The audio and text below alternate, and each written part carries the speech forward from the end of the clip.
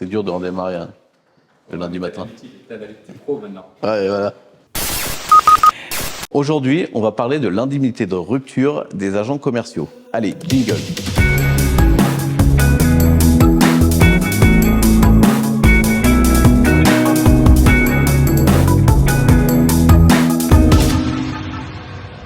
Un agent commercial, c'est un tiers auquel une société mandante délègue le soin de la représenter auprès de ses clients. En gros, l'agent commercial, il est en charge de prospecter pour son mandant, il est en charge des actions marketing. Voilà, il fait tout ce qui est commercial pour la société mandante.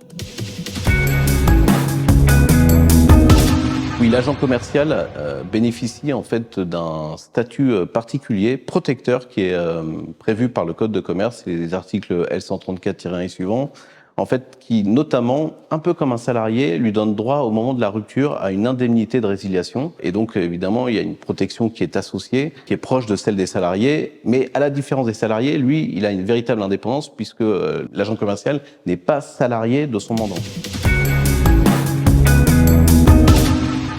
Alors, ce qui pourrait empêcher l'agent commercial d'avoir son indemnité, c'est tout simplement un comportement qui est qualifié de faute grave, c'est-à-dire qu'on a des obligations contractuelles, notamment l'agent commercial, il doit représenter son mandant, ce qui signifie qu'il va prospecter sur le terrain, qu'il va quelque part respecter une feuille de route qui lui est fixée par son mandant, qu'il va être loyal à son mandant, et si on s'aperçoit qu'il commet des manquements sur ses obligations qui sont impérieuses, le mandant peut provoquer la rupture du contrat et considérer qu'il y a eu faute grave, et donc que cette faute grave prive son co-contractant d'une indemnité de rupture. Évidemment, c'est un sujet important, parce que l'indemnité de rupture, selon la jurisprudence, elle est à peu près de 24 mois de commission. C'est souvent un montant très élevé. Au moment de la rupture, ça peut générer évidemment des tensions, puisque financièrement, c'est très lourd pour la société mandante. Lorsqu'on s'aperçoit qu'il y a des moyens d'y échapper, évidemment, on n'hésite pas à les soulever.